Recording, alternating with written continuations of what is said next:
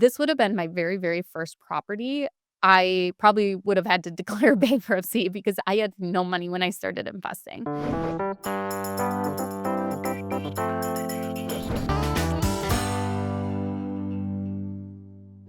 Hello, I'm Ashley Kehr with Be a Better Landlord. Thank you so much for joining me today. We are going to be talking about short term rentals and long term rentals. What are the pros? What are the cons of each and how they differ? So, this episode will be really helpful if you're trying to decide which strategy to choose to even start or maybe even to pivot to. We're going to be going over the differences of both strategies and even what you should be asking yourself when you decide if you should be doing a short term rental management or long term rental management during the process. The first thing that I want you guys to really think about, though, before we even go into the two strategies, are what are your goals? What do you want to get out of real estate investing? I think that is the one thing that too many people forget to do on their real estate investing journey is they forget to actually remember why they wanted to get started in real estate investing because there's so many different asset classes, so many different strategies, so many ways to invest in real estate that you can see this shiny object and sometimes lose track of why you actually got started and what the end goal is for you. So I want you guys to really think about, why are you investing in real estate? Is it to quit your W-2 job? Is it to have more savings? You want more money? Is it to build retirement? So there's so many different options. Is it more time you want back with your family?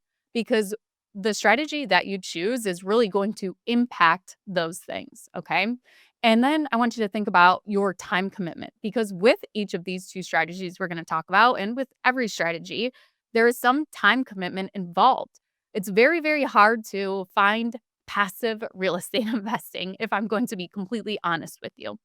Even if you're just the money lender and all you're doing is writing the check, you still have to foyer the funds or write the check. You still have to underwrite the deal and make sure you're lending money on a good deal. You still have to do some of the documentation to actually file a lien on the property. You have to write a lien release once they've paid off the note. So there's some element of time involved. And even if you have a property manager, you still need to do asset management. Okay, so just to summarize, we're going to think about why you want to get started in real estate, what your end goal is, and what's the time commitment you have available, and not even have available, but what's the time commitment you actually want to put towards real estate.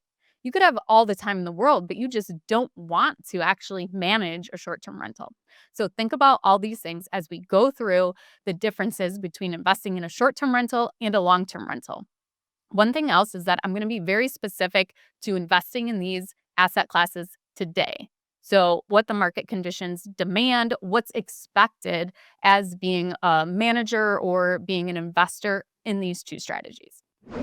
So, let's start with long term rentals. I'm a buy and hold long term rental investor all day long. This is how I built my foundation. I eventually pivoted to acquiring a couple short term rentals, but long term has always been my bread and butter. So, what I think is really important today with investing in long term rentals is that you're finding affordable housing. You're not going for really luxury or high end properties where you're going to have a really small amount of people that actually can afford that property. We're past the 2020 stimulus money. We're seeing more and more people have credit card debt. And there is always talk of recession or what does the future hold. And I think going for affordable housing is going to be your best bet for a long term rental. So that can mean basic finishes. You're in a market where maybe there's a lot of blue collar or even white collar, people that are working, and you want to see that there's going to be growth in jobs, growth in population coming into that market where there's going to be that demand for the affordability. As times get tougher, if that's what's going to happen, I'm definitely not going to give you guys a prediction on where I think the market is headed. I have always just been very cautious and I've never taken huge risks that if the market does fluctuate, I'm going to get in trouble or leave myself exposed. So, this is from my own experience over the last 10 years. I may not have a million units, but I have a very simple, steady, and reliable portfolio of properties from following this advice. No matter if the market is up or if the market is down, it is extremely hard to time the market. I truly believe that affordable housing is really steady. And once you build that solid foundation, then that's where you can go and you can experiment and, maybe do a high-end luxury property, but you always have that solid foundation. So here's a couple things you need to be warned of when going into long-term rentals are the state laws, and they vary by state. And some towns, cities even have their own, like you need to file a rental permit. So make sure you are aware of whatever market you choose, that you know what the laws and regulations are. I'm in New York State. It is much harder to evict someone than if you were in a landlord-friendly state. The next thing is that long-term rentals can provide steadier income more than usually with short-term rentals. Short-term rentals tend to fluctuate, especially if you have a seasonal property, but long-term rentals, it's more steady. You have a year lease, you know that you're expected to get this amount of income every single month as long as the tenant pays. So in today's market, I want you to think about the affordable housing, not the high end. Avoid headache properties. I recently went to the Bigger Pockets real estate conference, and I ran into several people who had been investing for at least 5 years. And there was so many people that actually told me how they got rid of what I call their headache properties. And these are the properties that are low barrier of entry. They cash flow great, but there is high turnover, more evictions, more maintenance on these properties because they're just older properties and would just take a ton to rehab. So maybe you bought them with just lipstick slapped on them so that they could be rented out. I had several of these properties and I also sold them myself. And I think it's a great barrier to entry, but it's not a sustainable method unless you really, really can be hands on and want to deal with the constant turnover, the constant vacancies, the constant maintenance and repairs that need to be done on these properties. So I recommend going for properties that or at least a B class area. I think to stick to that is very reliable. And if that means you need to take longer to save up for your down payment or whatever, it is worth it to wait for that property rather than going in and just buying something cheap because that's what you can afford now as an investor. This is the one thing that long term rentals shocked me with that I wasn't expecting.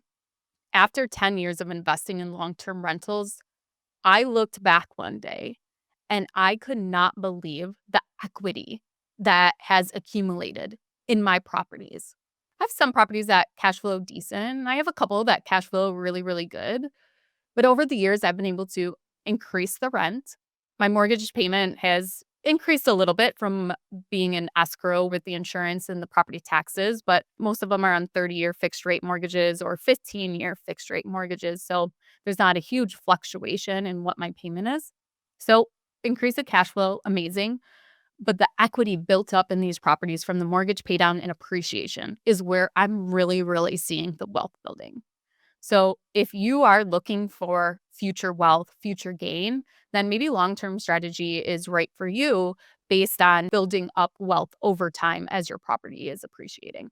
So as you're looking at markets, look at markets that you do cash flow. You don't want to be cash flow negative unless you just have a ton of expendable income from your W-2 that you can throw $500 towards a mortgage payment every month. But I think your property should be able to support itself. And if it's not, then make sure there's going to be a lot of appreciation for you to continuously be putting that money into the property.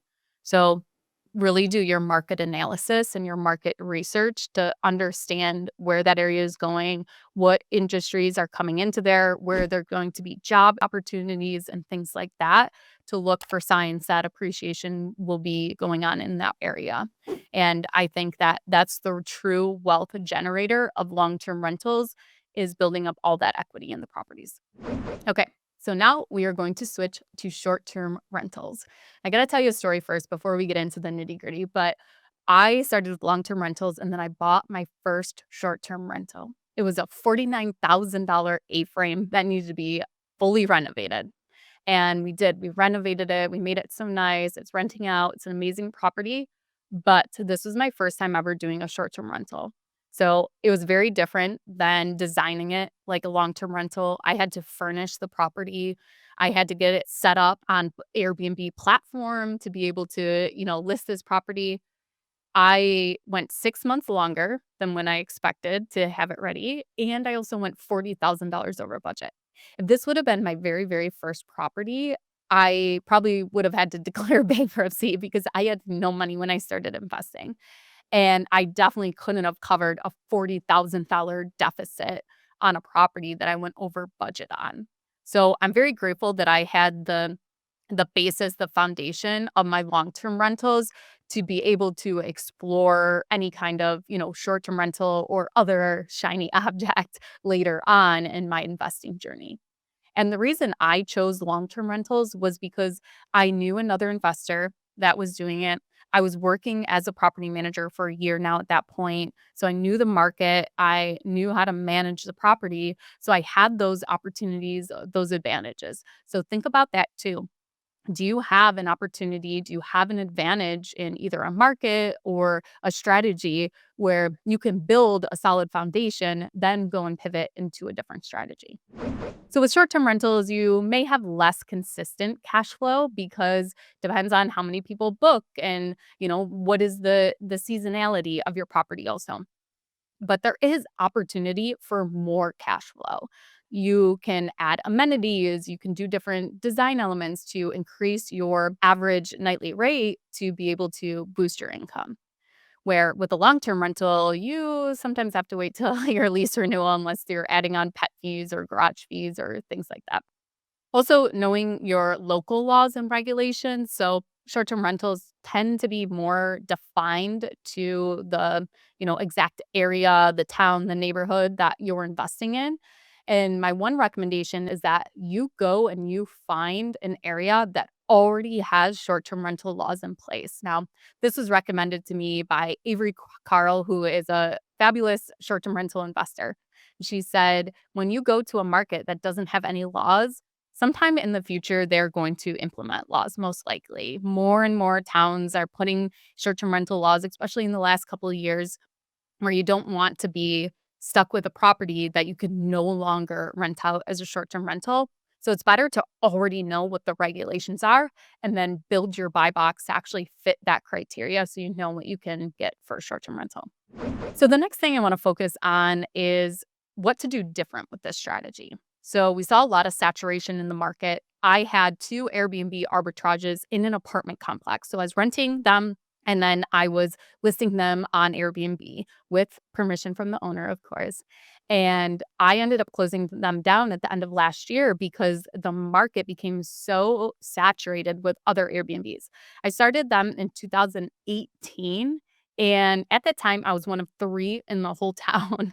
So many more have come in and added unique things, added amenities where in an apartment complex, I just couldn't add any value to the property. I couldn't add a hot tub at the apartment complex. So think of really unique experiences and really focus on the hospitality. This is a hospitality business. And I think as people got started in short-term rentals, myself included, I did not realize how much you actually have to learn about that and focus on that if you want your short-term rental to really stand out. With short-term rentals, there's a lot more management that takes place that you need to take care of. So with long-term rentals, you're really thinking about, just, okay, we're getting the tenant in place, we're getting the lease signed. I use TurboTenant, so it's a lot of interaction just in the app. They're messaging that, they put in a maintenance request. They're messaging that they want to renew their lease, things like that. But it's very once in a while that these things are happening. With a short-term rental, you could have a guest checking in and checking out every other day, and there's a lot more that goes into the operation piece of it. Having a cleaner come, and make sure that that's turned over, restocking anything you supply, such as making sure there's fresh linens, it's filling the shampoo bottles, whatever that may be. There's a lot more that goes into it. So as you're thinking of these two strategies, do you have time to manage either the long-term rentals or the short-term rentals? Are you willing to learn and figure out what's going to work best in your market? Or do you know of a good property manager in your area for either of those? I highly recommend not using a property manager for a long-term rental for a short-term rental. They are two very, very different management aspects, and there's so many differences that you want to find a co-host or a very specific short-term rental manager to come in and manage your properties. It's not the same as a long-term rental.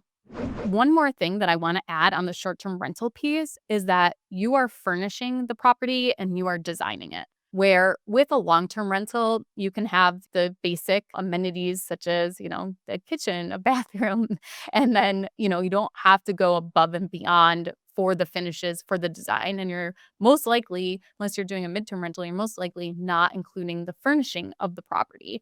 And that can really add up to your startup cost. That could be between $20,000 to $50,000 that you need to have to be able to go ahead and start the short-term rental property. So really keep that in the back of your mind too. Do you want to hire a designer? Are you going to do it yourself? Are you going to order all the furniture? Are you going to set up all the furniture? That right there is a big pain point for me. And what is going to be that whole process to be able to get your property up and listed? So let's go through the four things that I want you to really think about before we wrap up here. And the first one was, what strategy fits your goals? Okay. Really think about that. How can you get to where you want to be? The second one is, what strategy do you have time for if you are self managing? What's your time commitment going to be? Can you operate a short term rental? Do you even have time to do a showing to get lease agreement signed for a long term rental?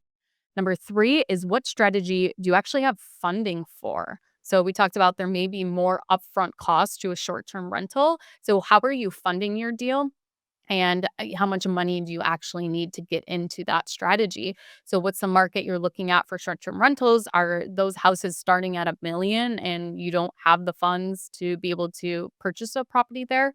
Think about all of those things. And then number four is, can you commit to what the market needs? And that's looking at your market that you've decided on. Is there actually a need for affordable housing to be risk adverse if there is a recession? Can you actually provide the uniqueness and the experiences that a short term rental demands in that market? If you go to some markets, every property has a hot tub. And that's just standard. Like, you're not going to be competitive unless you have a hot tub in that market. So really do your market analysis to understand what are the needs and can you meet those needs as the operator of these properties, as the funding that you have available, however you're funding the deal, and make sure you go through these items to really narrow down what strategy is going to be the best fit for you going forward. And one thing I think people get caught up on is thinking more about what they would enjoy. So maybe you really, really dislike your job and you want to do something you enjoy. What is your goal? Is your goal to build wealth as fast as you can? Or is your goal to enjoy your time and build wealth slowly? Because sometimes what you enjoy doing may not actually be the true wealth builder for you. Or I would love to design places. I would love that, but I'm just not good at it. It takes me 10 times longer to pick out tile. It's very inefficient. So maybe you enjoy something, but you're just not actually good at it too. So think about all these things. Let me know in the comments below if there is a strategy that you're thinking about and maybe any questions you have to help clarify what strategy is best for you. If you do decide on long-term rentals, make sure you check out TurboTenant as your go-to property management software. I'm Ashley Kehr, and thank you so much for joining me today, and we'll see you guys on the next episode.